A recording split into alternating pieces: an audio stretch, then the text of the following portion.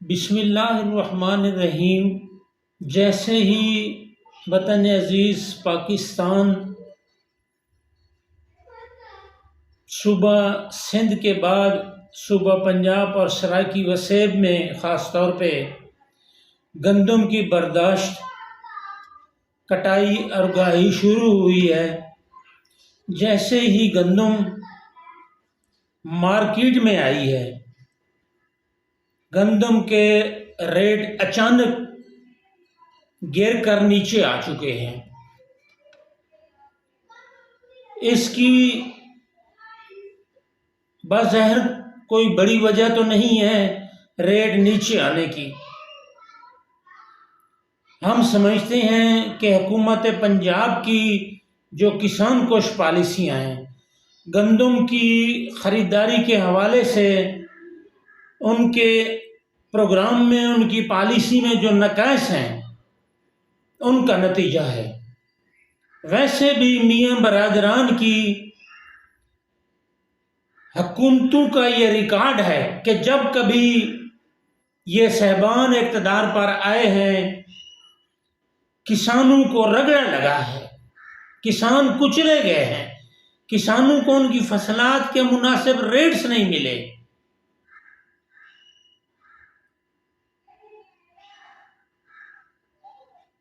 صادق آباد کی مارکیٹ میں گزشتہ روز اوپن مارکیٹ میں گندم کی جو بولی ہوئی 3400-3500 روپے من، جبکہ سرکاری ریٹ 3900 روپے من ہے۔ کسانوں کی دھاڑیں نکل گئی ہیں۔ یقین کریں اس ریٹ پر کسانوں کو نقصان ہی نقصان ہے۔ 6 مہینے فصل کو پالنے کے بعد برداشت کر کے مارکیٹ میں لانے پر اگر اسے اس طرح کا صلہ ملتا ہے تو اس کے مستقبل میں کیا نتائج سامنے آئیں گے، یقیناً گندم کی کاشت پر منفی اثرات مرتب ہوں گے۔ ایسے حالات میں جب مارکیٹ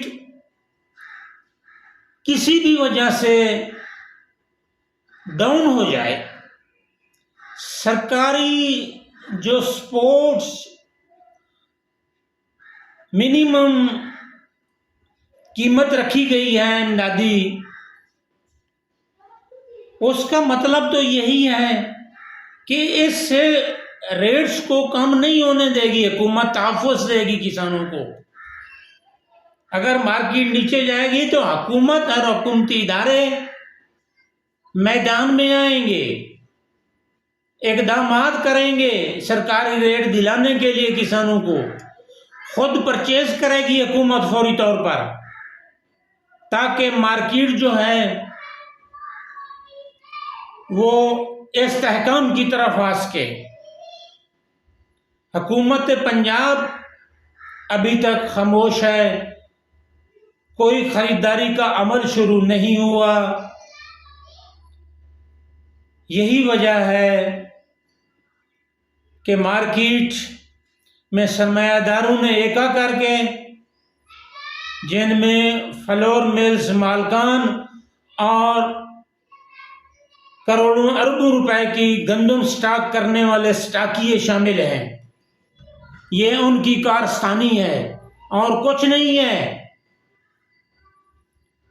وہ کسان کی مجبوریوں کو، کسان کی نفسیات کو جانتے ہیں کہ کسان زیادہ دیر برداشت نہیں کر سکتا،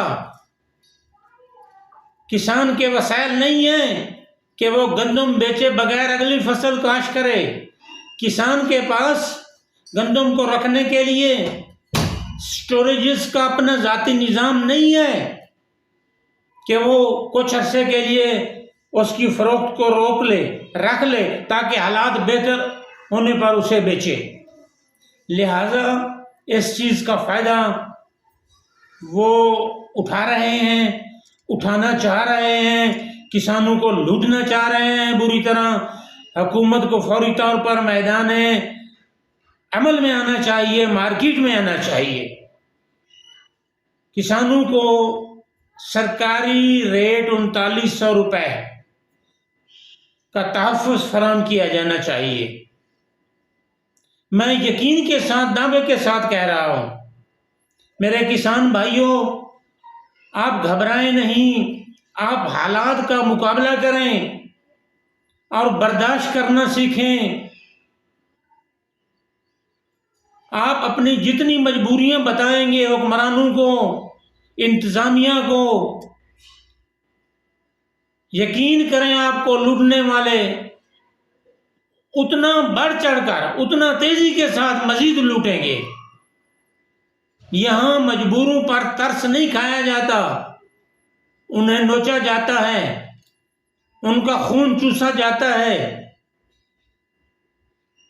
ایک تو آپ اپنی مجبوریاں بتانا چھوڑ دیں، حالات کا مقابلہ کرنا سیکھیں۔ اگر فوری طور پر گندم کے ریٹ مناسب نہیں مل رہے تو 2 مہینے کے لیے گندم کی فروخت کو روک لیں، گھروں پہ رکھ لیں۔